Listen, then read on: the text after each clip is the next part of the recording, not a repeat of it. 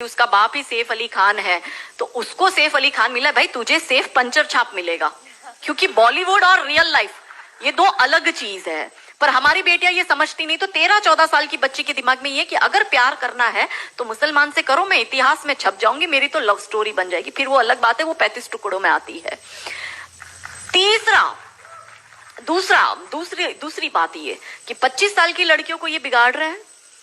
25 से 35 साल की शादीशुदा महिलाओं को बिगाड़ने का काम एकता कपूर जैसी महिलाएं अपनी टीवी सीरियल के माध्यम से करती है।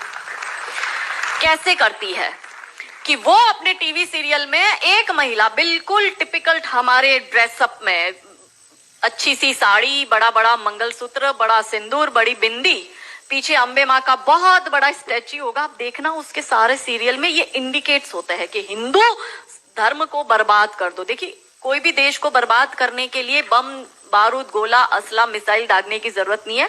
आप उस देश की सांस्कृतिक व्यवस्था, शैक्षणिक व्यवस्था और पारिवारिक व्यवस्था को खत्म कर दो, वो देश अपने आप खत्म हो जाएगा। यही षड्यंत्र चल रहा है। तो इस देश में महिलाओं और बेटियों के दिमाग को खराब कर दो, क्योंकि हम परिवार व्यवस्था में समझते हैं तो जो बेटी हमारी आज हमारे घर की बेटी, वो किसी के घर की बहू बनेगी और वो दो परिवारों को जोड़ती है, तो उन परिवारों को बर्बाद करने का षड्यंत्र चल रहा है। तो होता क्या है, दिखाएंगे क्या सीरियल में? प्यार एक से करेगी, शादी दूसरे से करेगी, फिर जीवन में कोई तीसरा आएगा, दूसरा मर जाएगा, फिर चौथा पसंद आएगा, फिर दूसरा जो मर गया वो जिंदा हो जाएगा, फिर कंफ्यूज हो जाएगी चौथे के साथ जाऊं कि दूसरे के साथ जाऊं। यही दिखाती है वो। क्या सच में यहाँ जो मेरी महिला, मेरी बहनें बैठी, वो बताओ कि क्या हम हिंदू महिला है 4-4 पुरुषों के साथ संबंध रखती है? बताओ, जोर से बोलो।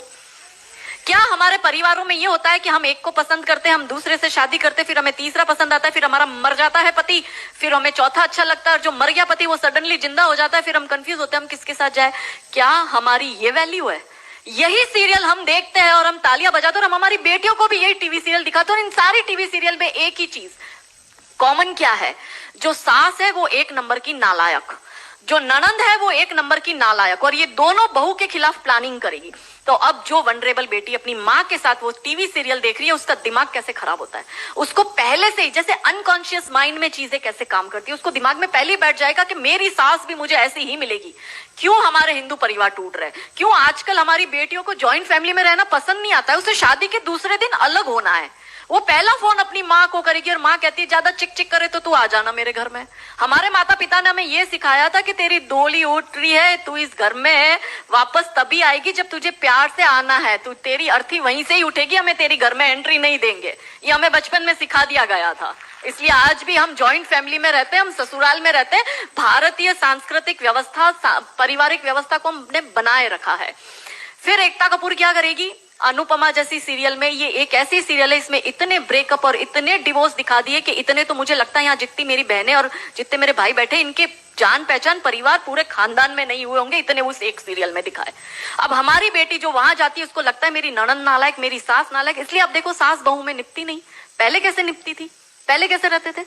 और तीसरा जो मैंने कहा OTT, 35 से 45 वर्ष तक की महिला जो कि वर्किंग विमेन है, जो जॉब करती है, उस महिला को कैसे दिमाग खराब करना है फेमिनिज्म के नाम पर। यदि आप नौकरी कर रही है तो आपको परिवार नहीं चाहिए, आपको पति नहीं चाहिए, आपको सास ससुर नहीं चाहिए, वो सब आपके पैर की जूती, क्योंकि आप वर्किंग विमेन है, आप नौकरी कर रही है। और एक हाथ में दारू का ग्लास, दूसरे हाथ से सिगरेट फूको, अंग्रेजी में बड़ी बड़ी गालियां बको और आप अपने आप को फेमिनिस्ट कहो। क्या ये फेमिनिज्म है? ये फिल्म क्यों नहीं बनाते नायिका देवी पर, दुर्गावती पर, रानी कमलावती पर, रानी चिन्नमा पर, रानी अब्बका पर, रानी लक्ष्मीबाई पर? ये ऐसी फिल्म क्यों बनाते हैं? ये बनाए रानी नायिका देवी पर फिल्म के जिसने मोहम्मद गौरी को नपुंसक बनाकर गुजरात से मार के भगाया था और वो 13 साल तक वापस भारत में नहीं आया था। ये इसलिए नहीं बनाएंगे क्योंकि भारत की बेटी को करीना खान बनाकर उसकी कोख से तैमूर और जहांगीर पैदा करवाने हैं। बहुत बढ़िया, बहुत बढ़िया।